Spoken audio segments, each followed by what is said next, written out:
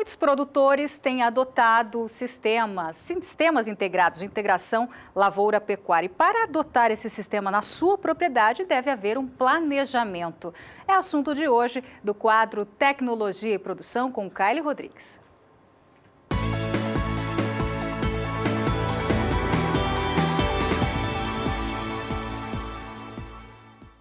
A área foi implantada em 2008, com o intuito de recuperar a pastagem que estava degradada.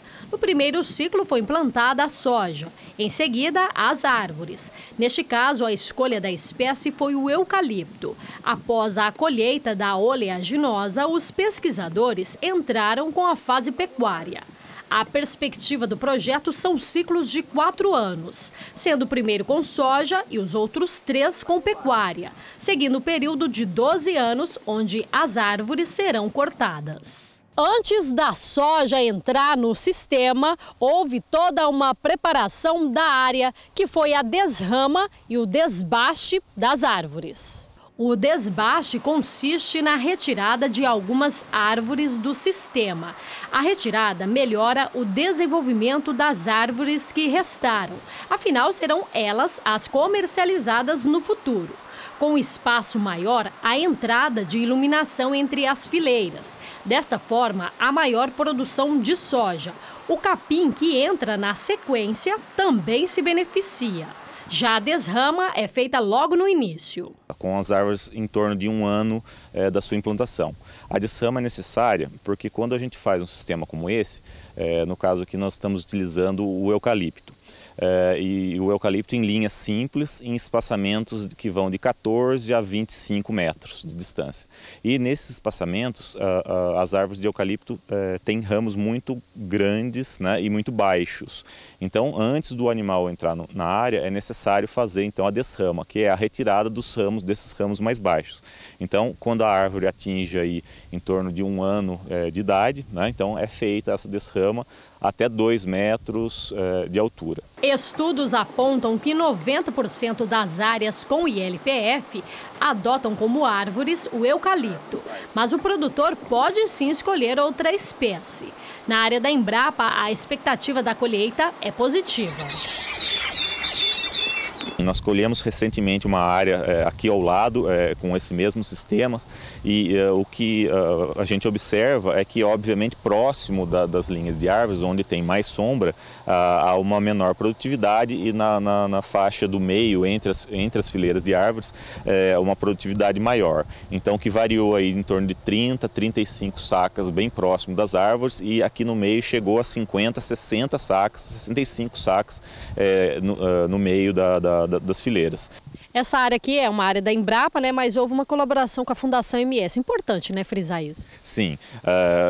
O nosso forte aqui na Embrapa Gado de Corte é o gado de corte, né? Então nós fizemos a parceria com a Fundação para a implantação dessa fase de lavoura, dada a experiência da Fundação com soja na região. Então eles entraram com todo o manejo da soja, vão colher a soja também e após isso, então, nós entramos com a fase pecuária.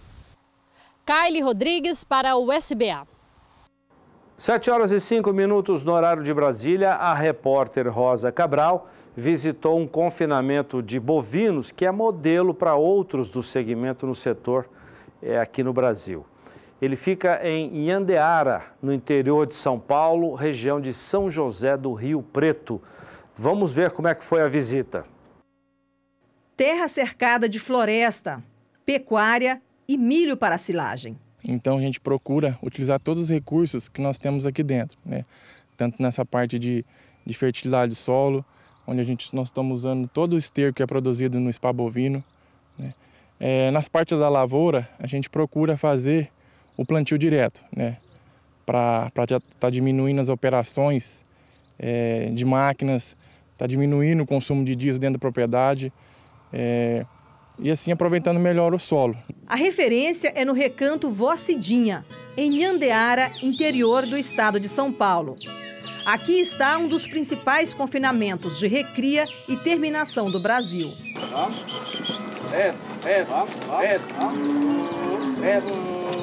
Chegamos pela manhã com tempo muito bom para conhecer a produção.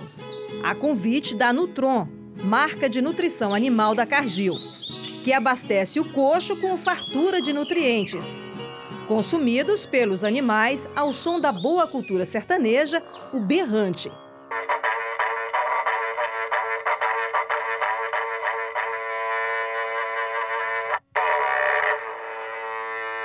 Olha, é só uma gravação instalada no trator, acionada na hora de servir o banquete intencionalmente. O nosso lema é nunca tocar, mas sempre convidar. E eu acho que o berrante é muito convidativo. O cuidado com a criação é assinado pelo pecuarista Antônio Ricardo e os filhos. Ele se formou em engenharia elétrica, ex-açougueiro, que começou na lida aos 14 anos.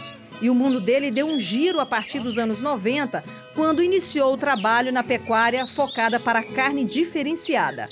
Hoje, virou uma receita de negócio, a grife Bife Passion. A produção vai para uma fatia seletiva do mercado gourmet. São 72 cortes. O número de animais abatidos no calendário de 2017 registrou 3.600. E com o dono da casa, vamos para a churrasqueira. Eu tive o privilégio de degustar alguns cortes. Um deles, a bisteca Passion. Sabor e textura que caem muito bem ao paladar. E aí eu questionei, por que a carne chega a ser adocicada? Então, é o perfil de gordura, que é aquela gordura gostosa que você, mesmo você engolindo a carne, ela fica muito leve na boca e ela dá vontade de você ficar continuar degustando. Seu Ricardo, assim a conversa vai longe. Vamos voltar para a produção dos animais, que tem na referência o cruzamento. As Nelores são inseminadas com touros Angus australiano e as meio-sangue com Wagyu. A cria e boa parte da recria acontece em 4 fazendas no Mato Grosso do Sul, num rebanho com 8.000 cabeças em sistema extensivo. Aos 15 meses, os animais seguem para o estado de São Paulo, com peso entre 250 a 300 quilos. É o exemplo desse lote aí, 25 dias na engorda. Nessa primeira etapa, eles se abastecem do capim Zuri e de proteico energético, fornecido pela Nutron. A dosagem é de 5 gramas para cada quilo de peso vivo. Um animal de 300 quilos vai comer 1,5 kg desse produto. Esse produto ele é o ProBeef concentrado proteico S. Ele é um produto que foi desenvolvido para facilitar o operacional dentro da fazenda. Por quê? Porque ele é um concentrado que contém fonte de proteína verdadeira, contém macro, microminerais e contém também aditivo, que vai fazer com que melhore a digestibilidade do capim dentro do rumen, fazendo com que aumente o desempenho desses animais a pasto. Carne de qualidade é aquela que tem a melhor composição de ácidos graxos na fibra. Então, para você estabelecer uma boa dieta alimentar para os animais, você tem que ter um animal com perfil de fibra que permite absorver esse conteúdo que é dado para ele, né? E esse conteúdo de boa composição de ácidos graxos. Então, se você não tiver um animal que tem uma fibra, que tenha essa capacidade de absorção disso, você não consegue, no resultado final, uma boa carne de qualidade sem o animal absorver aquilo na fibra. E na finalização, as 2 raças são abatidas com diferença de peso. Por exemplo, o Angus, de 22 a 26 meses. A média de peso final registra 560 quilos para as fêmeas e 600 para os machos. O tempo de coxo vai de 150 até 250 dias. O Wagyu é mais tardio. É terminado entre 32 a 40 meses. O peso final varia de 600 a 800 quilos e com média de 200 a 250 dias no coxo. Nas 2 referências, as fêmeas são mais precoces. E para alcançar o peso desejável na balança e a qualidade da carne, a Cargill entra com um novo planejamento nutricional. A Cargill desenvolveu um núcleo mineral específico para a produção de qualidade aqui da Bife Passion. Então é um núcleo mineral com fonte de macro, microminerais, com aditivo alimentar, que melhora a eficiência alimentar desses animais, e também algumas características que favorecem a qualidade da carne, como esse núcleo tem menos vitamina A e tem mais vitamina E, que é um antioxidante. Então isso vai favorecer a qualidade de carne, vai favorecer o tempo de prateleira dessa carne. A nutrição da Nutron, ela vai, além dela fornecer um bom produto para a gente, você entendeu? É um pessoal muito interativo também, a gente discute vários aspectos. Um bom parceiro, olhando o seu contexto, tendo a maior visão periférica possível daquilo que nós fazemos, para que a gente vai melhorando o nosso status daquilo. Nós vamos construindo cada vez mais um boi melhor dentro do conjunto que ele pode ser. Bom, e para finalizar, eu quero te mostrar algumas particularidades do spa bovino. Última etapa deles aqui no confinamento. São tratados a pandeló. Digamos que brincam de bola, saco para se coçar e música clássica reproduzida nos alto-falantes? Seu Antônio, explica pra gente o porquê dessas particularidades. Quanto mais imagens ele tem, que você coloca para ele, de interatividade, que traz bem-estar para ele, melhor ele vai se adaptando a qualquer tipo de ambiente. Eu digo que eu fiz um ambiente para o boi aqui para tomar um bom vinho com eles, entendeu? Então isso tem que ser agradável. O senhor faz isso? Eu faço isso e é agradável fazer isso.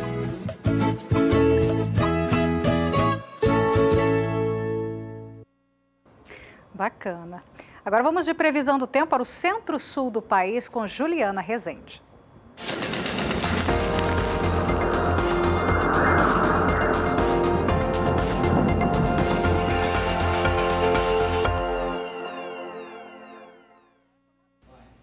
O avanço de uma frente fria pela costa da região sul em direção à costa da região sudeste segue aumentando as condições para pancadas de chuva no centro-sul do país. A umidade do solo aumentou bastante na região sul por conta da influência desse sistema frontal durante os últimos dias. Agora, os índices de umidade do solo na região sul, especialmente no Rio Grande do Sul, já alcançam até 90%. Para os próximos dias, então, tem previsão de chuva mais significativa entre Santa Catarina e Paraná por conta do avanço desse sistema frontal, acumulados de chuva que podem alcançar até 50 milímetros em apenas 5 dias. As instabilidades tropicais ainda seguem influenciando a chuva na região centro-oeste. Mato Grosso e Mato Grosso do Sul seguem recebendo pancadas de forte intensidade. Volume de água pode ainda alcançar 70 milímetros no estado mato-grossense. Agora, na região sudeste, a chuva segue fraca, tanto que em Minas Gerais o tempo mais seco ainda predomina. Agora, conforme a frente fria avança e se afasta do Rio Grande do Sul, as instabilidades também perdem intensidade no estado gaúcho. Durante a segunda semana, o avanço desse sistema frontal ainda garante chuvas mais significativas entre o Paraná e o estado de São Paulo. De maneira geral, as chuvas mais expressivas ocorrem na região centro-oeste, Paraná e também o estado de São Paulo. Nas demais áreas do centro-sul do Brasil, chuva mais fraca e com baixo volume. E durante o terceiro e último período, as instabilidades vão se concentrar nas áreas mais ao norte do país. Conforme isso acontece, a chuva perde intensidade nas áreas mais ao sul. Na região sul, o tempo mais seco até volta a predominar. As pancadas de chuva que acontecer são de fraca intensidade e também de curta duração. Então, durante as próximas semanas, tem previsão de chuva abrangente na maior parte do centro-sul. No início do mês de abril é que a chuva perde um pouco mais de intensidade porque as instabilidades tropicais se concentram nas áreas mais ao norte do país.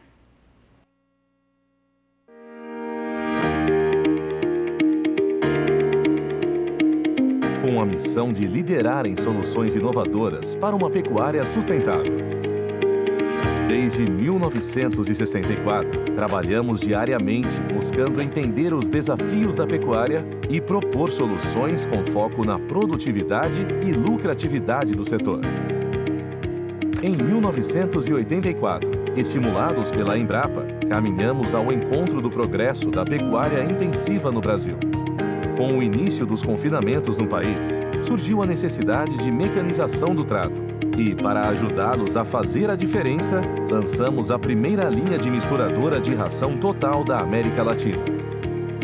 Iniciou-se então um ciclo contínuo de pesquisa e desenvolvimento de novas tecnologias.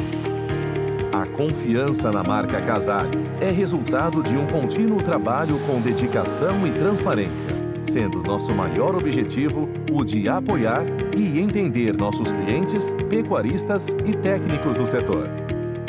Conte conosco. Casale, as melhores soluções para a pecuária. 6 horas e 17 minutos, no horário de Brasília, o dólar começa a semana, que vai ser mais curta, em baixa. Sara Kirchhoff, em São Paulo, tem as informações. Boa noite, Sara. Boa noite, Zaidan. Boa noite a todos. Pois é, foram 5 semanas seguidas aí de alta para o dólar e hoje, então, a moeda norte-americana começa essa semana, como você falou, mais curta, em queda frente ao real. No exterior, há um pouco de menos tensão agora de uma possível guerra comercial aí desencadeada pela China e pelos Estados Unidos. Espera-se que os dois países, que são as duas maiores economias do mundo, entrem em acordo e isso faz com que o mercado atue, de certa forma, com mais tranquilidade nesta segunda-feira. Já aqui no Brasil, o Tribunal Regional Federal da 4ª Região negou o pedido do ex-presidente Luiz Inácio Lula da Silva, mas agora ele pode entrar com mais um recurso, ainda falando daquele caso do triplex do Guarujá. De olho na tela, a gente acompanha então o recuo do dólar comercial nesta segunda-feira frente ao real, quase 0,5% de queda para a moeda norte-americana, que retorna aí o patamar dos R$ 3,30. R$ 3,30 mais 50 é o fechamento do dólar nesta segunda-feira, na primeira sessão da semana. Dólar em queda, portanto. Aqui no Brasil também o mercado acompanhou ou está acompanhando a possibilidade do ministro da Fazenda, Henrique Meirelles, concorrer ao Planalto neste ano e isso cria uma certa instabilidade de como será conduzida a política econômica do país. Isso fez com que a Bolsa de Valores aqui de São Paulo oscilasse hoje. Ela começou o dia com uma forte alta, chegou a registrar uma leve queda depois da notícia da possibilidade da candidatura do Henrique Meirelles ao Planalto, mas conseguiu também terminar o dia em alta hoje, o principal índice da Bolsa de Valores de São Paulo, assim também como o real hoje perante o dólar. E daqui a pouquinho eu volto com mais informações aqui da Bolsa de Valores de São Paulo. É com vocês. Obrigado, Sara. Renata. Aumentar o peso dos animais do seu rebanho. Esse é o objetivo do produto de um suplemento injetável da Virbac, empresa parceira aqui do SBA. Olha só. Estou aqui com o Bruno Lima, gerente técnico de bovinos. O que o pecuarista, Bruno, pode esperar ao estar comprando o fosfosal e usando ele em sua fazenda? O pecuarista pode esperar um melhor ganho de peso, uma melhor rentabilidade desses animais, né? O fosfosal é um multimineral injetável que a gente indica ele principalmente nos momentos de maior desafio do ciclo produtivo. Por exemplo, uma desmama, um manejo de curral, uma compra de animais, uma mudança de pastagem, uma adaptação à nova dieta. O fosfosal vai suprir essa redução no consumo, garantindo uma mineralização e ajudando no ganho de peso, e com certeza o pecuarista vai ver um animal muito mais saudável, muito mais produtivo. O que o pecuarista pode esperar de benefício ao estar aplicando o fosfosal nos animais? Os benefícios são visíveis, né? A gente fala que com o fosfosal o gado muda. Ele muda a cara, um animal que fica mais saudável, ele estimula o consumo de alimentos e melhora também o que o animal ingere. Então, com o fosfosal, esse animal vai apresentar um maior ganho de peso, o animal vai ser mais produtivo e, com certeza, um animal mais rentável para a fazenda. Em 30 dias dá para ver a diferença? Com 30 dias a gente já vê diferença. Temos estudos em todo o Brasil, em diferentes condições, em diferentes desafios, provando a eficiência do fosfosal na criação. Kleber Rabelo para o SBA. E hoje à noite, a partir das 8h30, horário de Brasília, tem oferta especial de sêmen da Semex Brasil. Essa é a primeira oferta de sêmen da Semex, transmitida ao vivo aqui pelo canal do Boi. As informações já no próximo bloco. Temos também a cotação do milho direto de São Paulo. Nós já voltamos. De volta, agora você vai conhecer um pouco mais sobre o programa UpGen, desenvolvido pela Semex Brasil, empresa parceira do SBA. Imagine um projeto que consegue unir diferentes tecnologias que vêm sendo desenvolvidas pelo Senat há mais de 30 anos. Agora, junte com o legado de fazendas que fizeram e fazem história no mercado de melhoramento genético das raças leiteiras no Brasil. Esse é o UpGen.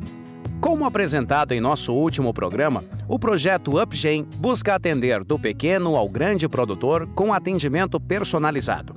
Assim, o produtor consegue no banco de doadoras aqueles que mais se encaixam em cada objetivo ou estratégia da fazenda. Ainda é possível trabalhar também com os embriões que já foram produzidos pelo Senat ou solicitar a confecção de outro específico. Na Fazenda Machotal, uma das fazendas referência no projeto UpGen, as doadoras estão divididas em 3 categorias: Profit, Premium e Show. Todas com diferentes características próprias para atender aos mais variados critérios genéticos das fazendas brasileiras. Foi feita uma avaliação de 100% do rebanho da fazenda, isso no início do ano, quando nós nos deparamos com o volume de matrizes com essa genética, com essa carga genética. Então nós pegamos esse grupo de doadoras, fizemos a primeira avaliação de fenótipo, posteriormente nós fomos analisar pedigree desses animais, as famílias que descendiam essas matrizes e depois, finalmente, fazendo a junção com a lactação.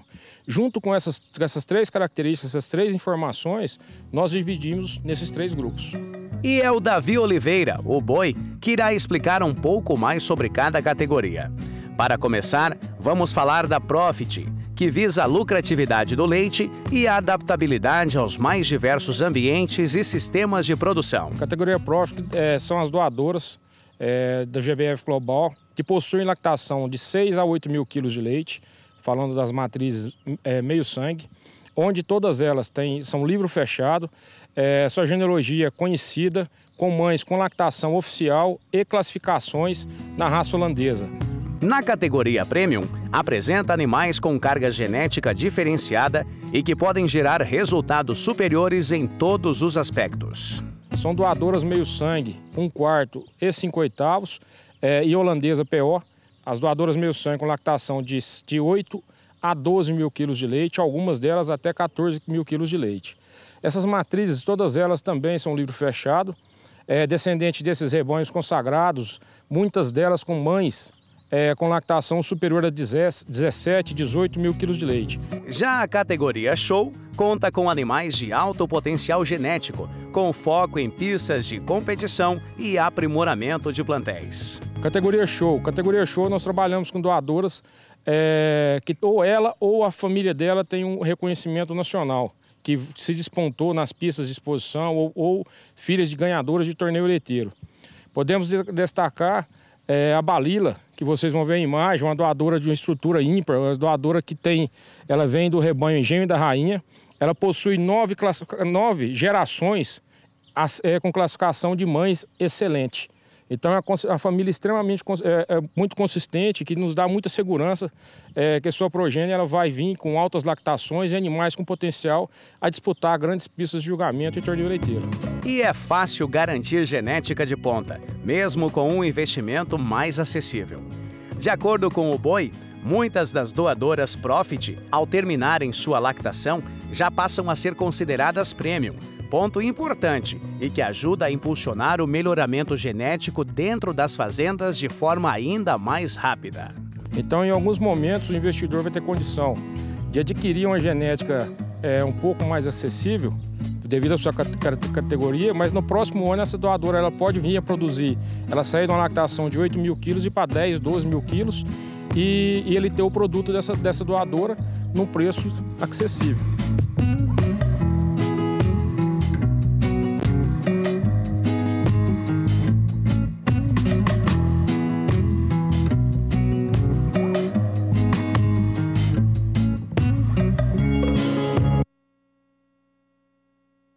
Uma informação importante para os produtores de leite de Mato Grosso do Sul. Este mês, o preço do litro pago a ele deve ter uma valorização de 5,4%.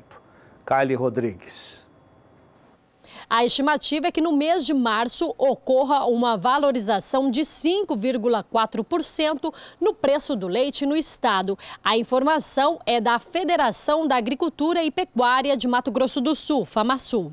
Dados do boletim apontam que no mês de fevereiro a matéria-prima teve uma recuperação de 4,4% comparada a janeiro. Isso se deu em razão ao aumento da capacidade de pagamento das indústrias e queda na oferta do leite, fato que já está sendo observado desde o início do ano. Em relação aos produtos da cadeia produtiva, os maiores responsáveis pelo aumento foi o leite cru Spot, que cresceu cerca de 9 pontos percentuais. A bebida láctea 0,3% e a manteiga 2,4%. Kylie Rodrigues para o SBA.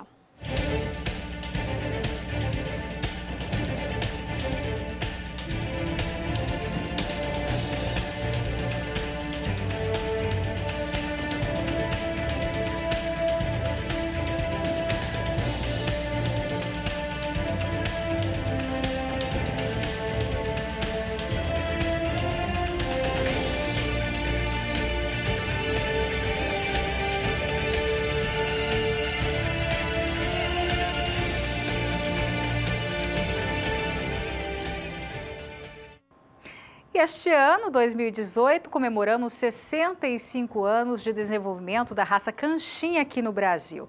E na última semana houve uma convenção anual que reuniu técnicos, pesquisadores e criadores da raça. Em pauta, o cenário atual e também os desafios da raça. Mais informações com Gustavo D'Angelo. A 5ª convenção da raça Canchinha aconteceu na sede da Embrapa Pecuária Sudeste, em São Carlos, interior de São Paulo, e reuniu criadores, técnicos e pesquisadores para comemorar os 65 anos de desenvolvimento da raça no país, debater o cenário atual e os principais desafios. Na programação estiveram temas como seleção genética, alternativas para controle de ectoparasitas, cruzamento industrial, biotecnologias de pecuária de precisão, histórico e experiências com o canchim. O evento também reforçou a união entre a Associação Brasileira de Criadores de Canchim e a Embrapa, que prevê maior abertura para a pesquisa no campo, com o apoio de criadores e associados. O segundo dia do evento contou com uma mesa redonda entre criadores, liderada pela ABSECAM e destinado à visitação de lotes, incluindo experimentos com canchim em ILPF e o uso de capim-guandu para a nutrição de diferentes linhagens da raça. Gustavo D'Angelo para o SBA. 6h32 no horário de Brasília, o mercado de reposição, a relação de troca de boi gordo por animais magros, segue o ritmo lento do mercado do boi gordo. Veja o que diz a análise da Scott Consultoria. Olá a todos, hoje eu trago informações a respeito do fechamento do mercado de reposição na penúltima semana do mês de março de 2018. O mercado de reposição ele vem se comportando aí ao longo dos últimos, no curto prazo, nos últimos meses, podemos dizer assim, andando de lado. Isso porque o mercado do boi gordo ele não teve uma reação devido ao baixo consumo sazonal do primeiro bimestre desse início de ano, então o mercado de reposição também está travado. Pecuaristas e criadores ainda estão um pouco receosos a respeito das compras e, diante disso, diminuem as negociações. Para o curto prazo, vale salientar que estamos chegando no período do ano onde a intensidade, o maior volume de bezerros desmamados começa a chegar ao mercado e isso pode dar movimentações maiores no mercado de reposição. Além disso, também, o período de confinamento se aproxima, né, esse primeiro giro do confinamento, que acontece aí após o final do período das águas, e também pode movimentar a procura por animais de categorias mais zeradas, então, para serem terminados em confinamento. Isso também pode movimentar o mercado no curto prazo. Então, acho que o cenário é esse, o mercado ainda travado, pouco movimentado, mas no curto prazo aí tudo pode levar, os indicadores, né, podem levar a uma maior movimentação diante da entrada de bezerros desmamados ao mercado e da procura de categorias mais zeradas para serem terminados em confinamento. Vamos saber agora como fica a pastagem aí para a sua região, agora com Juliana Rezende para centro-norte do país.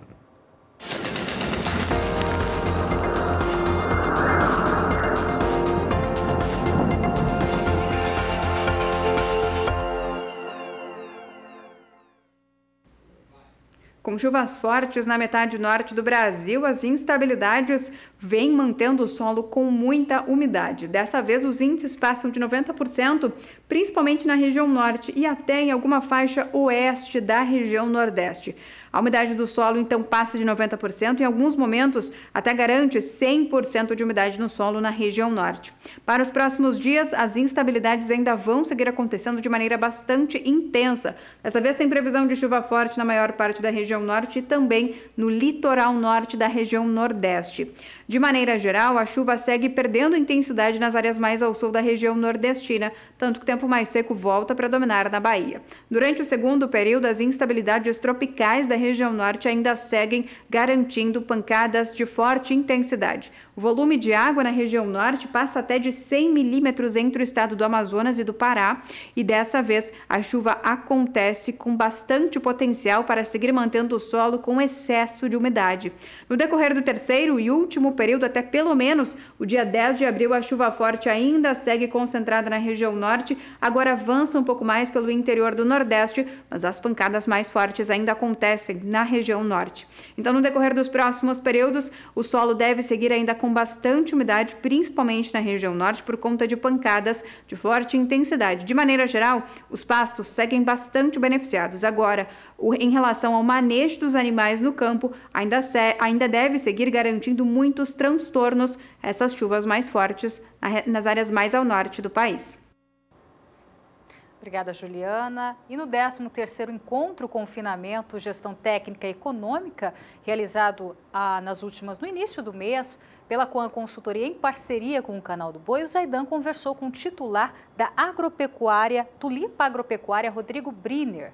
A propriedade no município de Campo Norte, que fica em Goiás, adota o modelo em ciclo completo, faz a cria e termina os animais no coxo. Acompanhe. Neste encontro Confinamento, Gestão Técnica e Econômica, eu converso com um confinador de bovinos aqui no Brasil, que é o Rodrigo Briner, titular da Tulipa Agropecuária, que trabalha muito com animais genotipados, seleção feita por marcadores moleculares, exames de DNA que antecipam o conhecimento do potencial do animal, bem jovem ainda. Rodrigo, tudo bem? Tudo bem, velho. O que você vai fazer no confinamento em 2018? Bom, no nosso confinamento lá a gente confina, faz o sistema completo na fazenda, né? Faz o ciclo completo na realidade. A gente faz cria, recria e engorda. E a gente, como faz um trabalho de melhoramento genético dentro do DeltaGen, do programa DeltaGen, a gente termina no confinamento todos os animais que são negativos na prova de melhoramento genético, onde os positivos, os 30% melhores indivíduos da safra, são comercializados como touros, e esses outros indivíduos são destinados ao abate, né? E então a gente vem ano a ano buscando novas informações, buscando novas tecnologias, porque pelo que a gente tem visto aqui, né, no encontro e já vimos vem uma sucessão dos outros anos, a gente acredita que a pecuária ela vai conseguir ter um retorno tão bom quanto o retorno da agricultura, uma vez que a gente passar a investir em tecnologia. Quando você investe em tecnologia, automaticamente você tem que aumentar a gestão do seu negócio. Então, no nosso sistema, que a gente já está muito acostumado a mexer com tecnologia na parte de reprodução, a gente vem intensificando a mesma coisa no confinamento, desde o sistema que a gente implanta de controle até o sistema na produção do volumoso e do grão que a gente vai fornecer para esses indivíduos. Você tem o boi magro em casa, que responde por 80% do custo de produção no confinamento. 80% do preço da arroba refere-se ao boi magro. E a nutrição? Você tem em casa também? Onde é que você vai buscar? A nutrição a gente trabalha hoje com a Cargill Nutrição Animal, é ela que fornece os núcleos para a gente, que vai no confinamento. Porém, toda a parte de grãos e de volumoso é produzida dentro da fazenda. Hoje a gente faz a integração lavoura-pecuária, que não tem como você viver sem ela mais. E a gente faz a silagem lá de milho, que é a silagem convencional, que serve como volumoso. E como concentrado a gente faz o Erlad, que é uma tecnologia que não é muito difundida no Brasil ainda, mas a gente já tem 6 anos que está usando essa tecnologia. A gente foi um dos primeiros a usar essa tecnologia do Brasil, que é basicamente você pega a automotriz, tira a plataforma que colhe a forragem natural e adapta uma boca de colhedeira, de coletar milho. Aí você coleta só a espiga do milho, tipo um rolão, e aí você faz a silagem somente da espiga. O que isso significa? Isso significa uma diminuição considerável no volume de mão de obra. O nosso confinamento estático lá é um confinamento para 2.200 cabeças e a gente consegue confinar esses 2.200 animais somente com um funcionário. Então, é o que eu falo, a gestão, a tecnologia está aí para a gente, são coisas que a gente vem implantando ao longo dos anos e que com certeza vem trazendo um maior retorno financeiro para a atividade. Esse é Rodrigo Briner, titular da Tulipa Agropecuária, participando do encontro Confinamento, Gestão Técnica e Econômica. Muito obrigado, Rodrigo. Sucesso no trabalho de vocês. Obrigado, Zaidan. Obrigado aos amigos do SBA. E estamos à disposição. A fazenda fica à disposição de todos os amigos para quando quiser nos visitar lá, conhecer não só o nosso projeto de genética, mas também o projeto nosso onde a gente faz o restante do ciclo. E ainda durante o encontro de confinamento da Coan Consultoria em parceria com o Canal do Boi, se falou também sobre a importância da ultrassonografia de carcaça. Uma ferramenta que pode ajudar você, pecuarista, a saber como será o desempenho do animal no confinamento. Olha só. Doutora Eliane, aqui no evento de confinamento, quando a gente fala em ultrassonografia na pecuária, a maior parte, entre eles eu, pensa em ultrassonografia para ver se tem prenhez na vaca. Você não, você vai em qualidade de carne, é isso? Isso, na verdade a gente usa a ferramenta de ultrassonografia com softwares especializados para predizer como que vai ser o desempenho do animal no sistema de arraçoamento, no sistema de confinamento.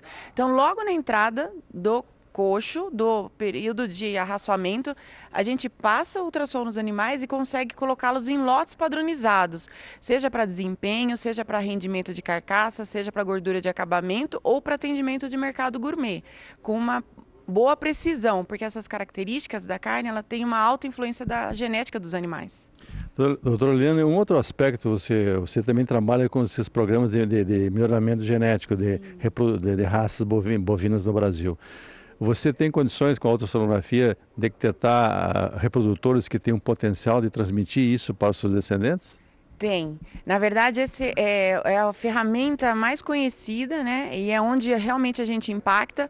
A gente trabalha para todos os programas de melhoramento genético atuais em todas as raças. E o que a gente faz? Identifica nos grupos de contemporâneos quais são os animais que possuem aquela genética especial que a gente não consegue ver no olho.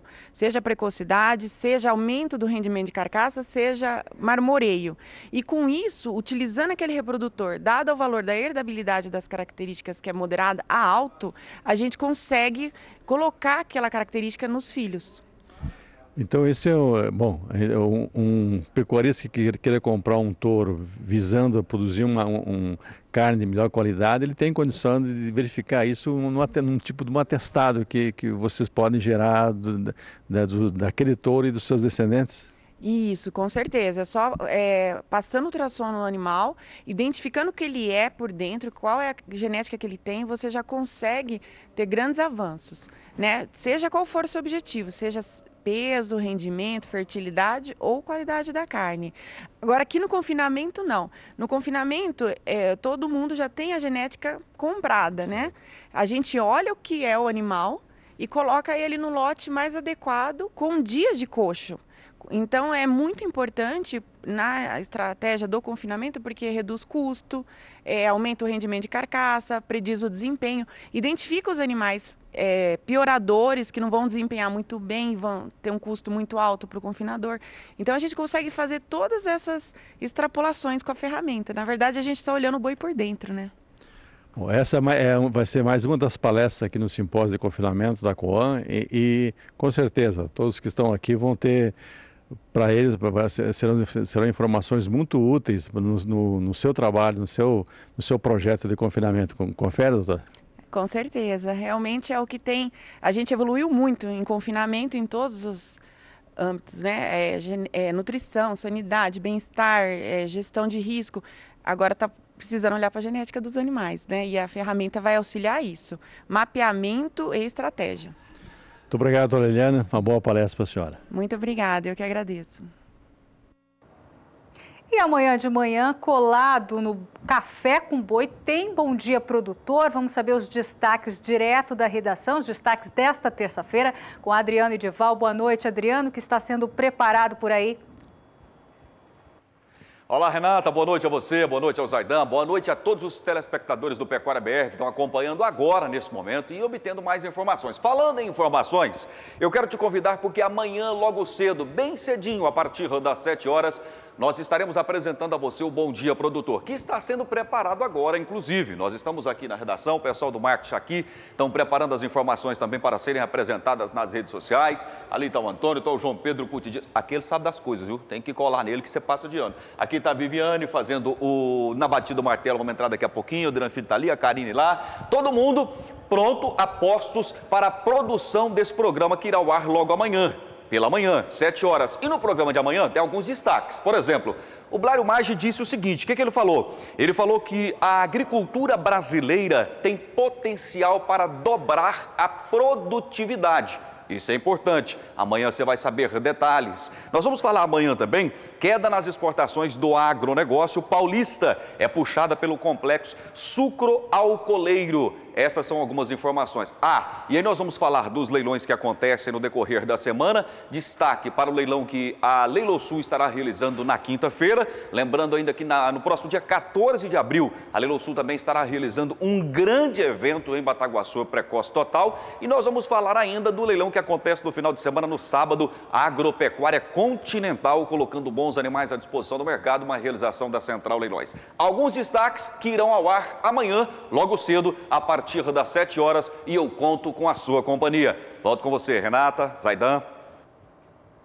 Tá certo, Adriano, combinado. Bom trabalho para vocês e até amanhã. Zaidan? 15 para 7 no horário de Brasília, nós vamos para o intervalo comercial.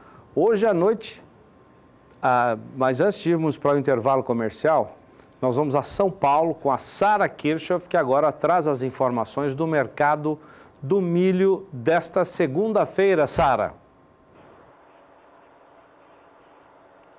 Vamos lá mais uma vez, então, Zaidan. De acordo com uma nota disparada hoje pelo CPEA, o Centro de Estudos Avançados em Economia Aplicada, aquele movimento de altas seguidas no mercado do milho veio perdendo força agora depois da segunda quinzena do mês de março.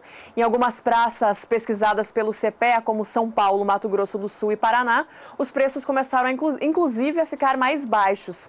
De acordo com os consultores, isso acontece por causa de uma pressão compradora e liquidez também na maior parte das praças. Ainda conforme os consultores, muitos dos demandantes estão com os estoques confortáveis no curto prazo, por isso preferem não pagar por esses patamares mais altos aí que o milho vem apresentando no mercado físico brasileiro. Já os vendedores estão de olho nas lavouras e já sem saber muito bem qual vai ser o tamanho da área este ano, mas lembrando que a expectativa é de uma diminuição para o milho segundo a safra aqui no Brasil. Na última semana, por exemplo, os preços no indicador CPEA para o mercado físico, usando Campinas aí como referência, registraram uma queda de 1,04% no acumulado da semana, depois de altas constantes, como a gente bem acompanha aqui no programa Pecuária BR dia a dia. Só que hoje, olha só, apesar dessa queda na última semana, hoje o indicador CPEA aponta para cotações mais altas no mercado do milho mais uma vez. Na última sexta-feira, o indicador CPEA mostrava aí o preço de R$ 41,02 para a saca de 60 quilos e hoje, então, o indicador voltou a mostrar preços mais altos para o mercado físico brasileiro. Hoje o valor da saca, então, no mesmo indicador é de R$ 41,27. Alta no levantamento diário e alta ainda no acumulado do mês de março para o milho em Campinas, interior de São Paulo. No mercado futuro, o milho também tem preços mais altos nesta segunda-feira. Eu vou começar destacando os contratos com entrega em maio, que hoje avançam acima de 0,5% para R$ 37,97 a saca no ajuste atual, avançando ainda mais nos últimos negócios. Já os contratos com entrega em julho deste ano tem uma alta de 0,27%, subindo para R$ 36,78 a saca, 10 centavos acima do ajuste anterior. E os contratos com entrega em setembro não têm variação e com isso permanecem aí no patamar dos R$ 34,55 a saca, no ajuste atual, com uma queda para R$ 34,47 nos últimos negócios. Semana começa de alta, em alta, para o mercado do milho, isso tanto falando do mercado físico como no mercado futuro, como a gente acabou de ver. É com você, Zaidan. Obrigado, Sara, que volta daqui a pouco com as informações do mercado pecuário desta segunda-feira. Hoje à noite tem a primeira venda especial de sêmen do Grupo Cemex do Brasil. A oferta é de sêmen, material genético de touros das raças de corte e de leite. Aí você vê um gir leiteiro, mas tem também zebuínos da raça de corte, o Nelore, esse é o Angus, também da raça de corte, uma raça para produção de carne, sêmen de touros já conhecidos e tem sêmen de touro que ainda não entrou no catálogo da Cemex. Portanto, uma novidade na venda de sêmen hoje à noite, a partir das 8h30 no horário de Brasília, direto aqui do Canal do Boi. Com essas imagens, nós vamos para um intervalo comercial. Na sequência, outras informações aqui do programa. Até já. 6h52 no horário de Brasília. Na semana passada, o Brasil, mais uma vez, teve um superávit na balança comercial. Esse superávit em moeda chega a 1,5 bilhão de dólares. O país exportou o equivalente a 4,5 bilhões e importou 3 bilhões, dando esse saldo de 1,5 bilhão de dólares. Vamos acompanhar o desempenho dos produtos agro na semana passada. Aí nós temos primeiramente a soja em grão. O volume embarcado por dia teve uma média de 414, praticamente 415 mil toneladas.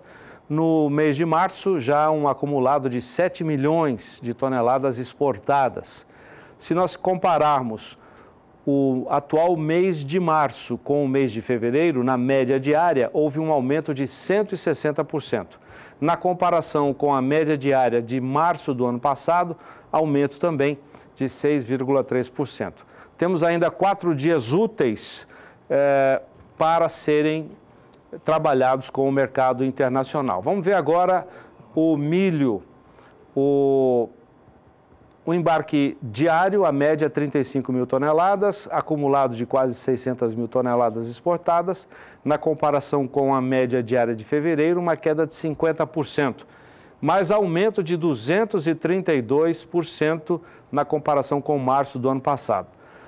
A previsão, pode voltar, deixa um pouquinho mais nessa tela do milho, por favor. Se nós projetarmos, são 4 dias úteis ainda para exportação, com essa média diária de 35 mil toneladas, o Brasil deverá fechar o mês de março com 737.700 toneladas embarcadas. Vamos para as carnes agora, começando com o suíno, 2.200 toneladas a média diária exportada, um acumulado de mais de 37 mil toneladas. Na comparação com fevereiro, alta de quase 2,5%, mas queda de 7% na comparação com março do ano passado.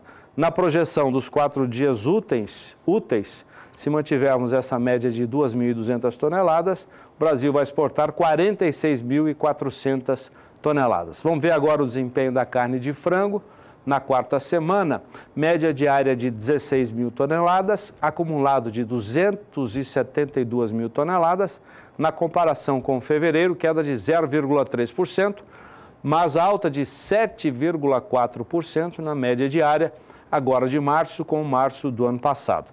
Na projeção, faltando 4 dias úteis para as exportações, Brasil, se essa média for mantida, deverá exportar 336 mil toneladas de carne de frango este mês. E, finalmente, ainda num ritmo muito positivo, carne bovina manteve a média de 5.600 toneladas diárias embarcadas na quarta semana.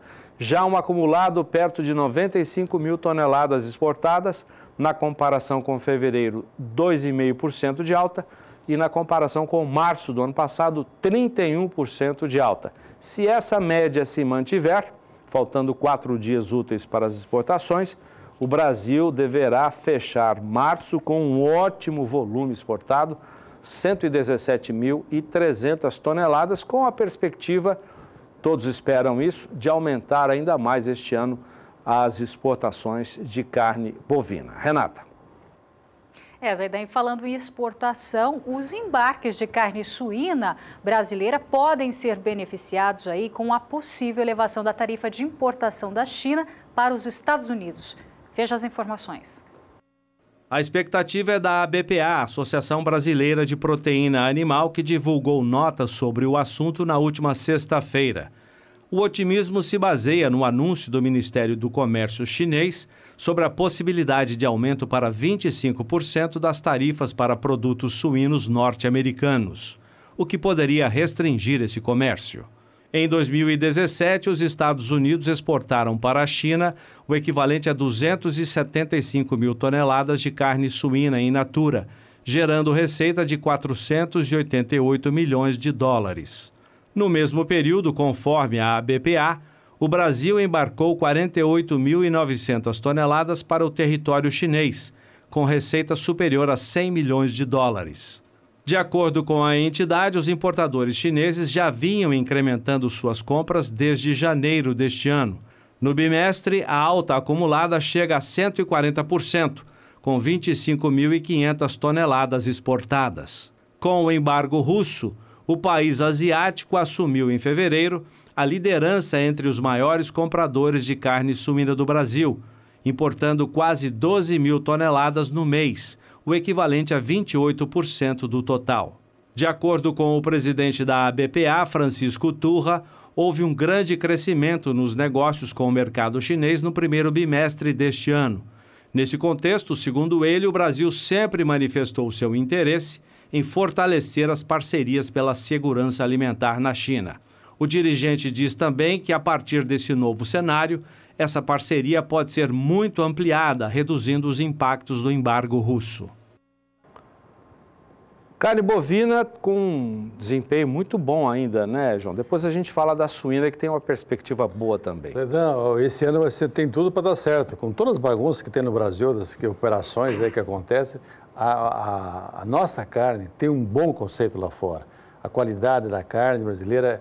Então, e nós temos dois mercados que estão para voltar a comprar de forma significativa. O mercado russo, a previsão é que eles vão fazer uma reuniões a semana, mês que vem, para poder acertar as pendências entre o Brasil e a Rússia. E o outro mercado é a carne in natura para os Estados Unidos.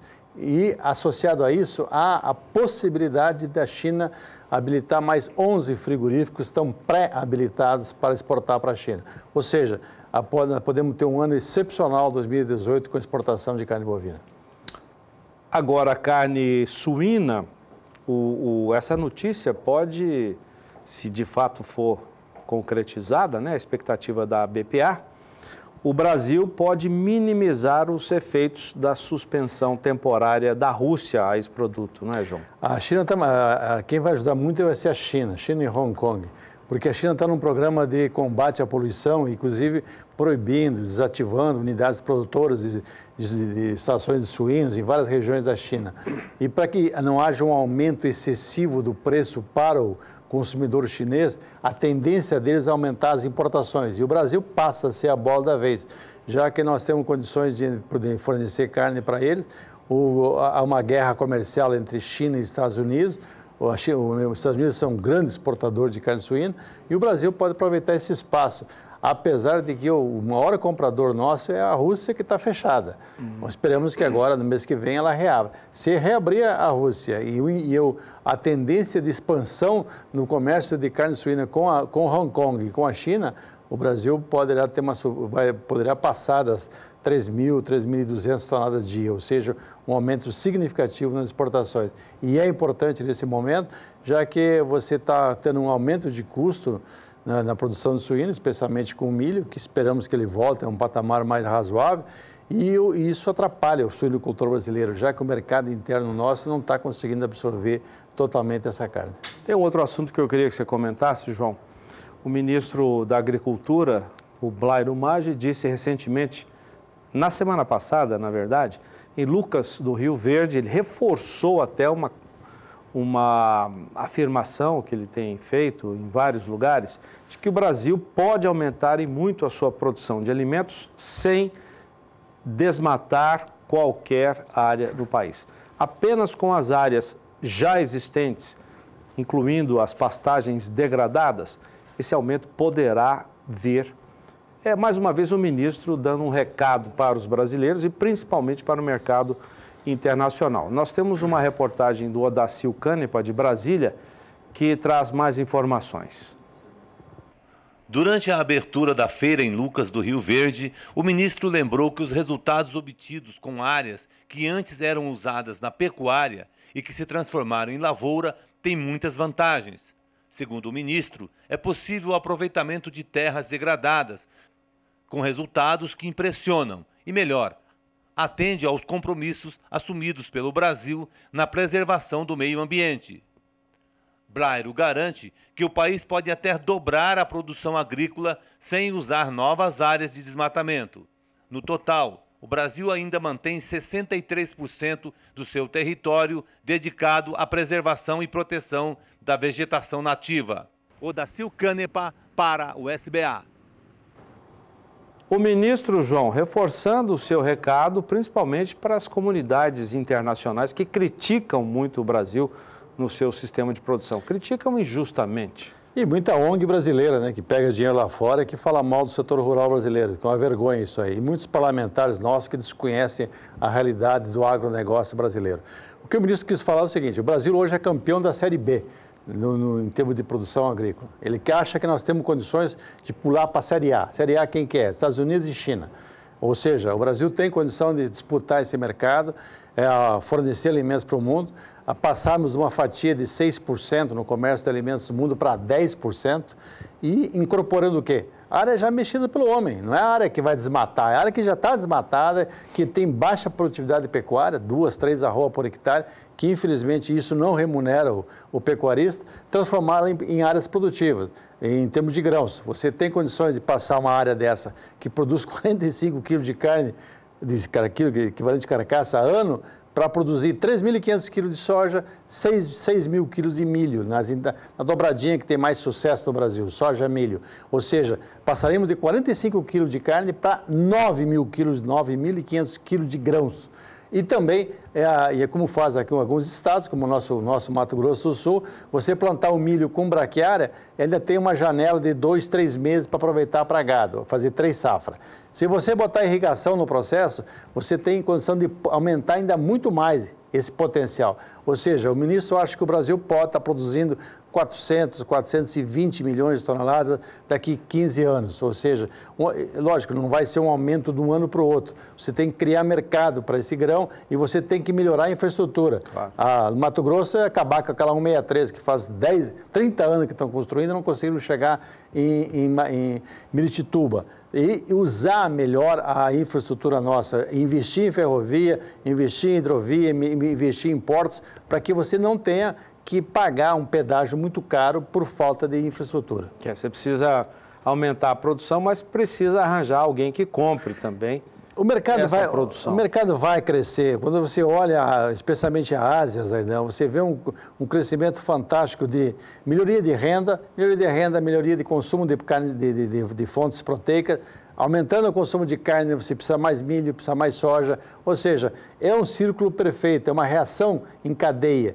O que nós precisamos fazer é fazer o dever de casa. O produtor sabe fazer, o produtor tem condição de fazer, incorporar 3 a 3%, 3 a 3,5% ao ano de área. ele tem condição de fazer isso tranquilamente. Como é que é? Incorporar? Transformar a área de pecuária na produção de grãos, trazer a área de pecuária... Fazer a integração. Integração. E quando você faz a integração, vai diminuir a carne. Não vai diminuir a carne. Se você usar essas áreas em 2, 3 anos para pastagem, depois voltar para grão, você, nesse período de 2 anos, você não põe uma UA por hectare ou 0,6, como é o caso no Brasil hoje. Você põe 3, 4 unidades animais. Ao invés de colocar um boi de 450 quilos, você pode botar 3, 4 bois. 4 bois. E outra coisa, amigo, que se tiver uma oferta de grãos, uma oferta de subprodutos, como o caso de DDG, que é a produção, quando você produz etanol a partir de milho, você tem suplemento. Você bota no coxo, nós vimos muito lá nesse último evento da Coan, lá em Ribeirão Preto, o ganho que tem de peso, 1,2 kg, 1,3 kg, o próprio modelo da APTA lá, o 777, quando você põe um coxo, põe um pasto bom, às vezes só uma suplementação com um energético, como no caso milho, ou misturar um pouco de torta de algodão e outras alternativas, você consegue produzir muito mais carne com menos áreas. Então, o que o ministro está falando? Transformar áreas já mexidas pelo homem em áreas de produção de grãos e também de carne. E o Brasil tem um compromisso, o Brasil assumiu um compromisso com o resto do mundo de incorporar mais 5 milhões de hectares na integração lavoura-pecuária. 5 milhões de hectares é um potencial, nós estamos falando de 45 milhões de toneladas de grãos. Então, o Brasil tem tudo para dar certo nesse aspecto, o ministro está correto. Falta o governo fazer a parte dele. Obrigado, João. Bom trabalho. Renato.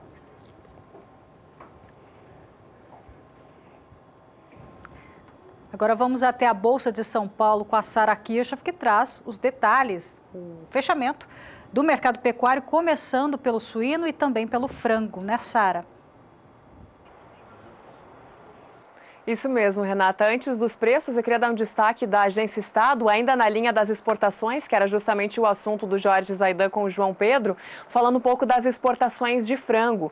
O Ministério da Agricultura pediu hoje o adiamento por mais 60 dias para começar a cumprir os novos critérios aí para o chamado abate halal, que segue aí os preceitos do islamismo. Além disso, o Brasil também convidou uma delegação para vir da Arábia Saudita para o país aqui nas próximas semanas. Esse pedido foi feito pela delegação brasileira que está lá na Arábia Saudita.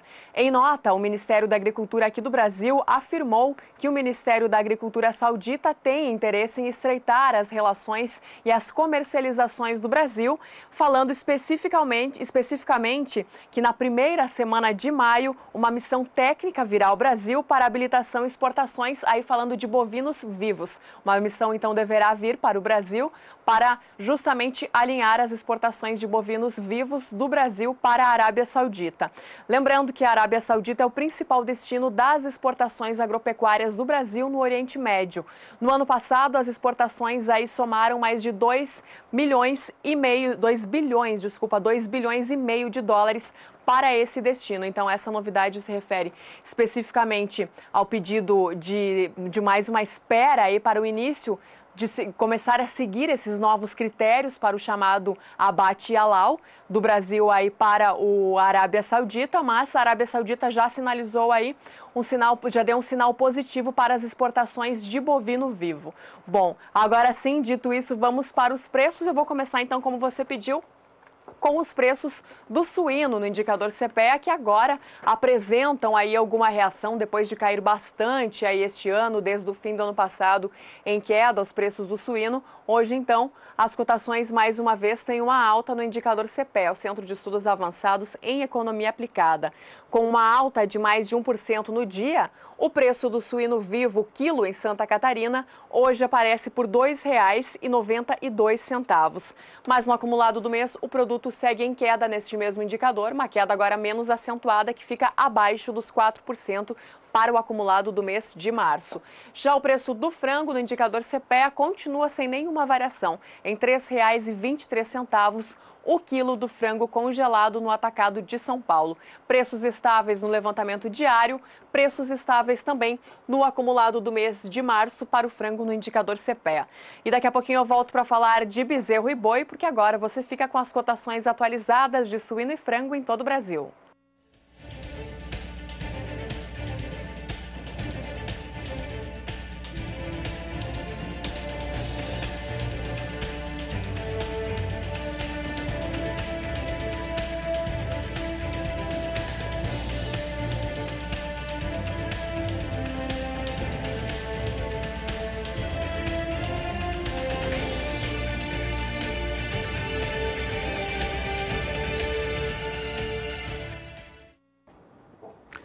Estamos no finalzinho da quaresma, período em que aumenta a procura por ovos como substituto da carne vermelha.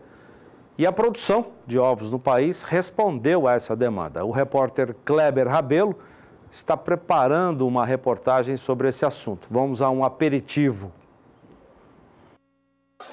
Nós estamos em São Gabriel do Oeste, interior do Mato Grosso do Sul. Estou aqui na avícola União com o Antônio, que é proprietário dessa avícola. A procura por ovos vem aumentando nos mercados.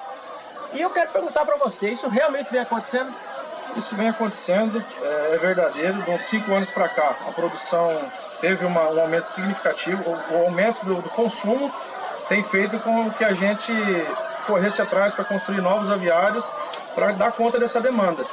Em questão do ovo, antigamente tinha essa desmistificação que teve, que o ovo fazia mal, e hoje com médicos indicando, academias, nutricionistas indicando o ovo como um alimento bom e saudável, fez a nossa demanda crescer. Então estamos trabalhando para dar conta de atender os mercados, atender o pessoal todo.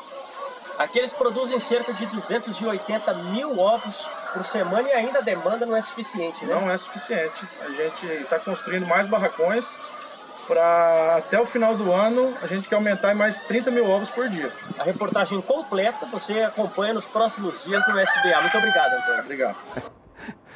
O Kleber madrugou para fazer essa chamada para a gente. Obrigado, Kleber. Boa reportagem para você. Depois do intervalo comercial, as informações da venda especial de sêmen, a primeira do Grupo Cemex. Dá uma olhada nesse animal.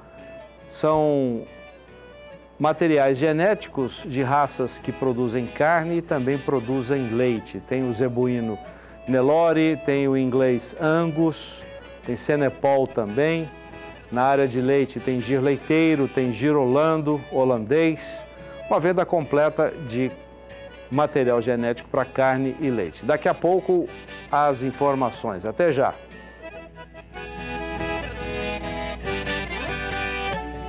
Sete horas e 16 minutos. Nós vamos mostrar agora uma entrevista que a repórter Rosa Cabral fez com o diretor da Associação Brasileira do Angus.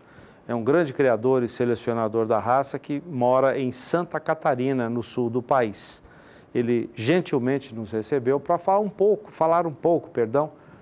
das qualidades dessa raça inglesa que entrou no Brasil na década de 1920 do século passado, portanto, fazendo quase 100 anos de presença aqui em nosso país.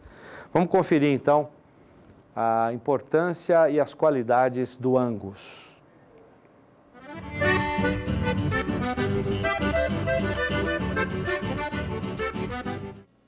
Bom, e como é que está o desenvolvimento da raça Angus no Brasil? Onde está a maior concentração? Vamos falar sobre isso com o diretor da Associação Brasileira de Angus, o seu Nelson Serpa, que nos recebe aqui na fazenda no estado de Santa Catarina, também criador. Como é que o senhor começou a criar a raça Angus?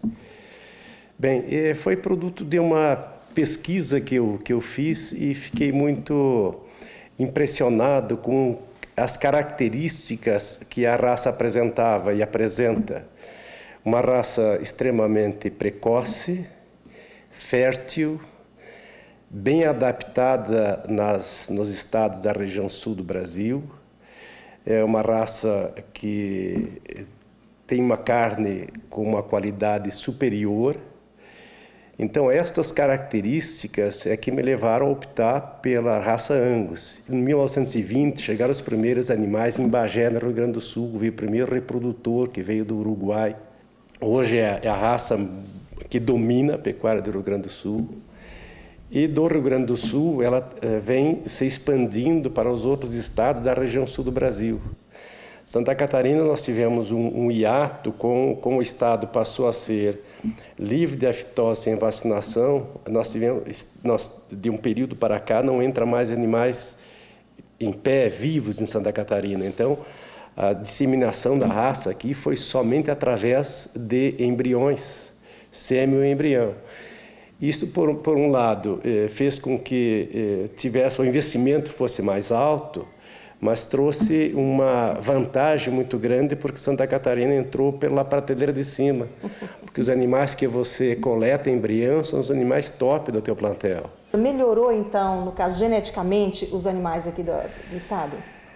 Bem, é nítida hoje a participação e a melhoria que o Angus tem trazido para o rebanho de Santa Catarina. Quem frequenta as feiras de terneiros, que começa a acontecer a partir de abril, você verifica hoje uma presença muito forte dos colorados ou pretos, primeiro os colorados, que ele entrou primeiro na variedade vermelha em Santa Catarina. Agora já o preto está com uma participação muito expressiva. E o sobrepreço sobre esses bezerros, porque aqui tem muitos confinamentos de porte médio, porte pequeno, e o desempenho do Angus no confinamento é descolado das demais raças, pela conversão alimentar que apresenta, pelo fato de você ter uma possibilidade de terminação muito mais cedo, muito mais rápida, e sobretudo pela qualidade da carne. Nós já temos 2 frigoríficos hoje credenciados pelo programa Carne Angus Certificada, que pagam a bonificação de até 10% no animal que se enquadra nas características do programa, e aliado ainda no novilho precoce, que é um programa do governo, de incentivo de ICMS, você chega a 13% de bonificação. Quer dizer, isto é uma vantagem muito expressiva para o criador. A Angus, no ano de 2017, é a que mais vendeu sêmen no Brasil, mais do que o próprio Nelore. Qual é a média em porcentagem? A média do Angus foi em torno de 37%, só o Angus com 37% do sêmen vendido no Brasil, 37% foi do Angus. Então, é uma participação muito expressiva e a tendência é crescer. Nós, inclusive, aqui de Santa Catarina, remetemos agora no ano passado para alguns centros de avaliação de São Paulo, animais de nossos criatórios para as centrais de avaliação, para vocês serem doadores de sêmen, porque tem um mercado aberto. E é um mercado que hoje, mais de 60% do sêmen ainda é importado. Quando nós temos genética adaptada no Brasil para abastecer esse mercado de sêmen, que basicamente é o centro-oeste do Brasil. Mas a participação do Angus vai ser uma participação tão importante quanto a do Nelore. O Nelore, com a sua rusticidade, conseguiu se estabelecer nas grandes áreas do centro-oeste, e o cruzamento utilizando o Angus, ele vai fazer com que a gente consiga compensar e suprir uma deficiência do Nelore, que é a qualidade da carne, porque você vai ter um animal aqui muito mais precoce, com uma resposta espetacular que a gente está verificando no cruzamento industrial dessas regiões, é uma rentabilidade maior para o produtor, uma qualidade melhor do produto que você vai exportar.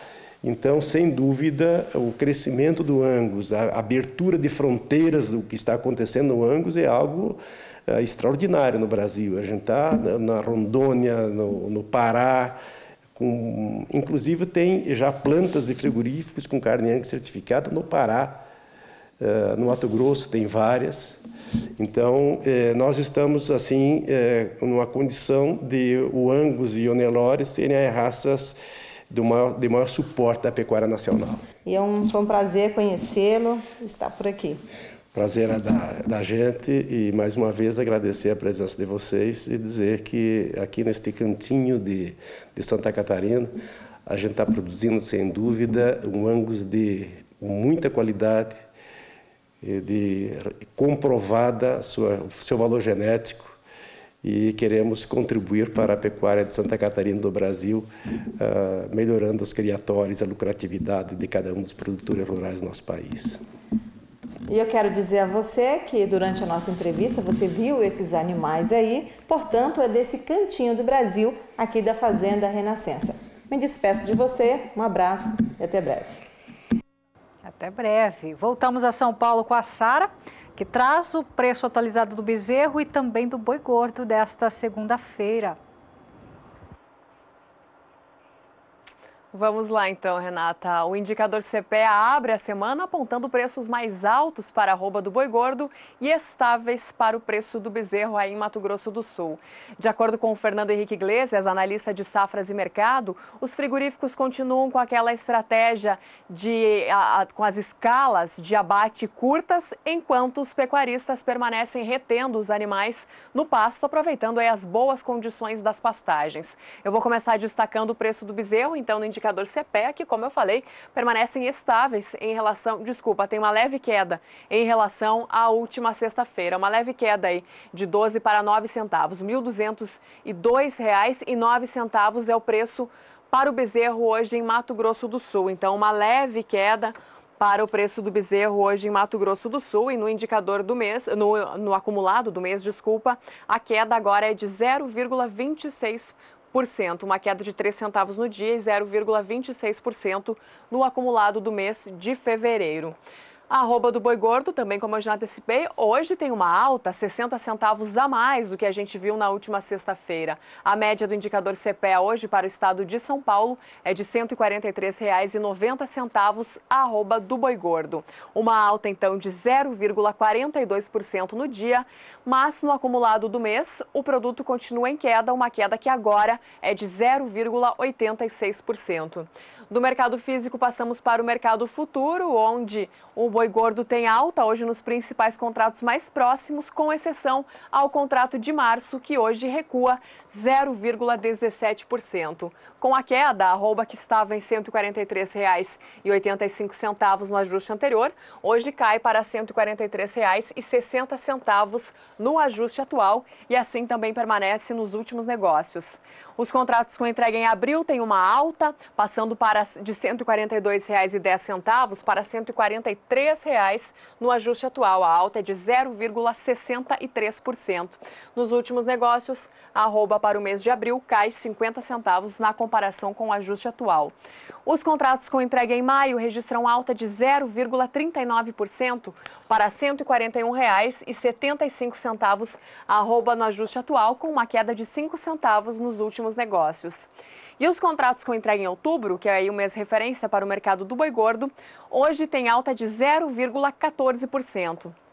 Com isso, a arroba hoje fica 20 centavos acima na comparação com o ajuste anterior. Alta para os principais contratos, então, com exceção, como eu falei, para o contrato mais próximo, que é o contrato de março. Devolvendo o sinal para Campo Grande, Renata, é com você.